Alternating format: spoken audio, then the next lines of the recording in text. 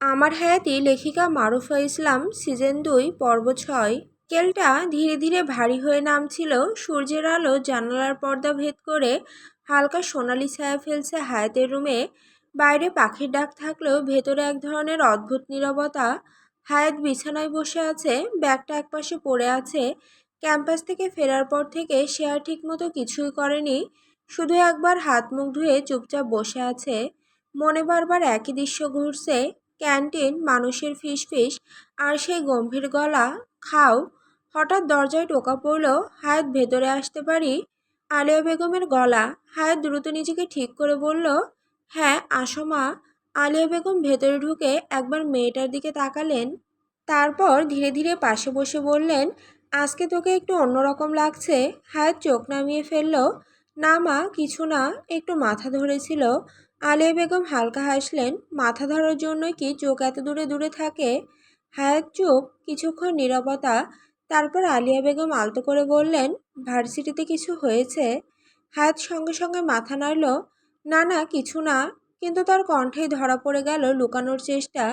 আলিয়া বেগম আর চাপ দিলেন না, শুধু উঠে দাঁড়িয়ে বললেন, ঠিক আছে, তুই ফ্রেশ হয়ে একটু বিশ্রাম নে, আমি চা পাঠাচ্ছি। দরজা বন্ধ হয়ে গেলে হায়াত ধীরে ধীরে মাথা তুলে তাকালো। কেন এমন লাগছে মনে মনে বলল সে, কিন্তু কোনো উত্তর পেল না। তখনই রুমে দৌড়ে রাব্বি আসলো। আপু আপু, কি হয়েছে জানিস? হায়াত উঠে বলল, না বললে জানবো কিভাবে, বল কি হয়েছে। রাব্বি ভ্রুকুচকে বলল, আপু তোর চোখ মুখ এমন লাগছে কেন? হায়াত উঠে বিছানা গুছাতে গুছাতে বলল, কি হয়েছে তাই বল, আর ঘুমাবো আমি এখন, বল কি বলবি তাড়াতাড়ি। রাব্বি বলল, কাল আমাদের বাসায় লোক আসবে, বাবা বলল। কে আসবে জানি না। হায়াত বিরক্ত হয়ে বলল, কি বলছিস, এই মাথা বলার জন্য তুই এইখানে আসতিলি? রাব্বি মিনমিন করে বলল, বাবা খাবার নিয়ে আসতে, খেতে আয়। বলেই দৌড়ে বাহিরে গেল। হায়াত বিরক্ত হয়ে বাইরে যেতে নিবে, তখনই ওর ফোনটা ঘর কাঁপিয়ে বেজে উঠল। হায়াত বিরক্তি নিয়ে বলল, বাল সাইলেন্ট করিনি নাকি?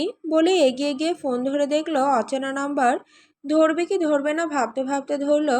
কিছু বলার আগে ওপাশ থেকে ভেসে এলো চিন্তিত কণ্ঠস্বর, এই ফোন চালাও কিসের জন্য তুমি? হ্যাঁ, ফোন ধরতে লেট কেন এত? আমি কত চিন্তা করছিলাম, তোমার ধারণা আছে? সামনে পেলে থাপ্পড় দিয়ে গাল লাল করে দিতাম। ওপাশের গলাটা থামতেই হায়াত কয়েক সেকেন্ড চুপ করে রইল। মুখটা ধীরে ধীরে শক্ত হয়ে গেল। কে বলছেন আপনি? ওপাশ থেকে কিছুক্ষণ নীরবতা, তারপর নিচু গলায় ভেসে এলো, এত তাড়াতাড়ি ভুলে গেলে?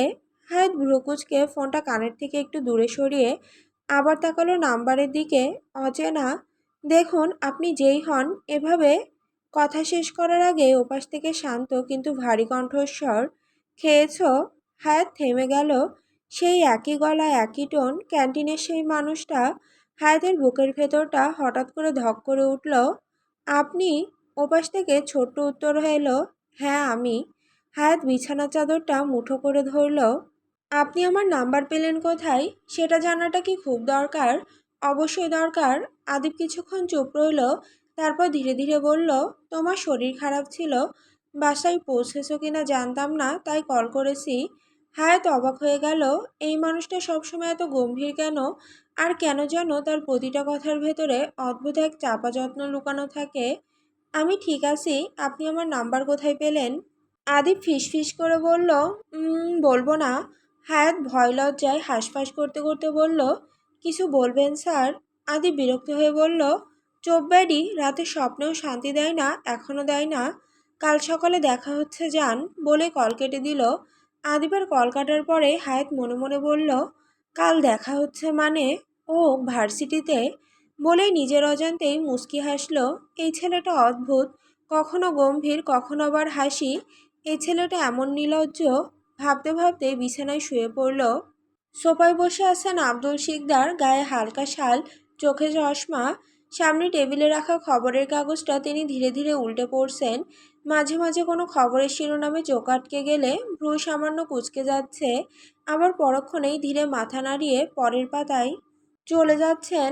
এক হাতে কাগজ ধরা, অন্য হাতটা সোফার পাশে আলতোভাবে রাখা। দেখে মনে হয় তিনি শুধু খবর পড়ছেন না, সময়টাকে খুব শান্তভাবে অনুভব করছেন। তখনই পাশে টি টেবিলে থাকা মুঠো ফোনটা বেজে উঠল। চোখে চশমা নামিয়ে ফোন তুলে দেখল আরিফ চৌধুরী কলিং। আসলে আরিফ চৌধুরীর সাথে তার খুব ভালো সম্পর্ক, বন্ধুর মতো। মুচকি এসে কল রিসিভ করলো। আসসালামু আলাইকুম। আরিফ চৌধুরী যে। আরিফ চৌধুরী, ওয়ালাইকুম আসসালাম, কেমন আছিস? আব্দুল শিকদার, আলহামদুলিল্লাহ, আল্লাহর দোয়ায় ভালোই আছি, তা কি খবর? আরিফ চৌধুরী চিন্তিত গলায় বলল, আলহামদুলিল্লাহ ভালো। তোকে একটা কথা বলার ছিল, যদি কিছু না মনে করিস। আরিফ চৌধুরীর কথায় আব্দুল শিকদারের কপালে ভাঁজ পড়ল। একটু চিন্তিত হয়ে বলল, কি হয়েছে বল। আরিফ চৌধুরী সংকোচ নিয়ে বলল, দেখ, আমারও একটা মেয়ে আছে, আমি চাচ্ছিলাম তোর মেয়েটাকে আমার ঘরে আনতে। বলেই থামলো আব্দুল শিকদার, হয়তো বুঝলেন, তাই বলল, তোরই তো মেয়ে, কিন্তু মেয়েটা যে ছোট আমার। আরিফ চৌধুরী বলল, সমস্যা নেই, আমি হাত চাইছি আমার ছেলের জন্য। আমার ছেলেকে তো তুই চিনিস, আদিবকে। তোর মেয়েটাকে নাকি পছন্দ ওর, ছেলে আবদার করেছে মেয়েকে চাই তার। বলেই থামলো। আব্দুল শিকদার বলল, আচ্ছা, এইসব নিয়ে তোর ভাবির সাথে আলোচনা করে জানাচ্ছি। আরিফ চৌধুরী বলল, আচ্ছা, ফোন দিস। বলেই রাখলো। সোফায় বসা ছিল আদিব, বিরক্ত হয়ে বলল, কি বলল বাবা? আলতাফ চৌধুরী বলল, কি বলল? আরিফ চৌধুরী বলল, বলল তো জানাবে, এখন দেখি কি হয়। আদিব ফিসফিস করে বলল, বাল, শ্বশুরটা যদি মির্জাফর হয় তাহলে আমি কি হব? আরিফ চৌধুরী হয়তো ছেলের মনোভাব বুঝলো, তাই বলল, কি নির্লজ্জ ছেলে। সুপিয়া পেটে ধরল মাবুদ। আলতাফ চৌধুরী বলল, তা গ্রাম থেকে আদিবের চাচা চাচিকে আনি, আর কয়দিন পর তো সুফিয়াও এসে পড়বে। আদিব বিরক্ত হয়ে বলল, যাই করো তাই করো, আমার ওকে চাই 3 দিনের মধ্যে। আরিফ চৌধুরী মুখ বাঁকিয়ে বলল, নির্লজ্জ। আদ্রিতা ঘুম ঘুম চোখে এগিয়ে এসে বলল, এইখানে কি হচ্ছে? আদিব বলল, সিনেমা হচ্ছে। অন্যদিকে, আলিয়া, শুনছো, এদিকে আসো তো, কথা আছে। আব্দুল শিকদার ডাক দিল স্ত্রীকে। আলিয়া বেগম তখন নিজেদের রুমে ছিল। স্বামীর ডাকে শুনতেই চিন্তিত কণ্ঠে চিৎকার করে বলল, কি হয়েছে রাব্বির আব্বু, কিছু করেছে নাকি বাদরটা? বলেই ছেলেকে বকতে বকতে এগিয়ে আসলো আব্দুল শিকদার। বলল, আগে সোফায় বসো, তারপর বলছি। আলিয়া বেগম গিয়ে সোফায় বসলো, মুখে চিন্তার ছাপ স্পষ্ট। আব্দুল শিকদার গলা খাকারি দিয়ে বলল, আমার বন্ধুর মতো এই আরিফ চৌধুরীকে চেনো? আলিয়া বেগম স্বামীর কথায় মাথা নাড়িয়ে সম্মতি দিল।